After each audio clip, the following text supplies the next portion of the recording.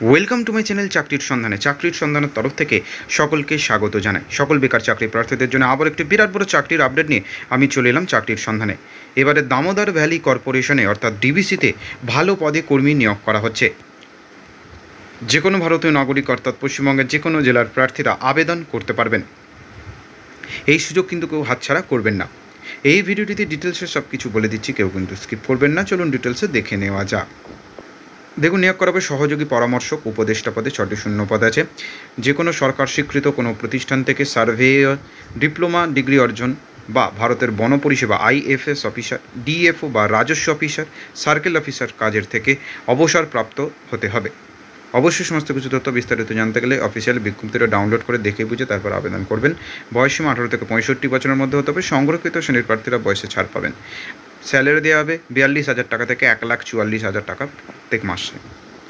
কোথা থেকে পেয়েছি আমরা? www.dbc.gov.in এই সরকারি পোর্টাল থেকে পেয়েছি। তো ও বলবো নিজের দায়িত্বে যাচাই করে তারপর আবেদন করবেন।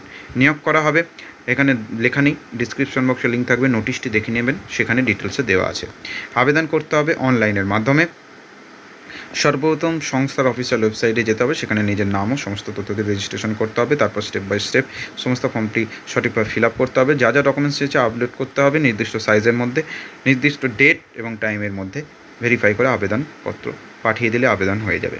যদি আবেদন মূল্য চেয়ে থাকে আবেদন মূল্য দিতে হবে।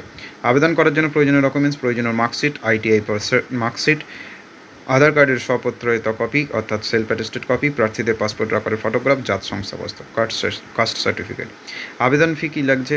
এখানে আবেদন ফি দিতে হবে, নোটিশে দেওয়া আছে, সেখান থেকে দেখে নিতে পারবেন, যাচাই করে তারপর আবেদন ফি দেবেন। আবেদনের শেষ তারিখ 17/11 অর্থাৎ 17 নভেম্বর 2024। ডিসক্রিপশন বক্সে লিঙ্ক থাকবে, আবেদন করতে পারবেন। নেক্সট আপডেট নিয়ে খুব শীঘ্রই হাজির হবো। সকলে ভালো থাকবেন, সুস্থ থাকবেন। জয় হিন্দ, বন্দে মাতরম, জয় জগন, ভারত মাতা কি জয়।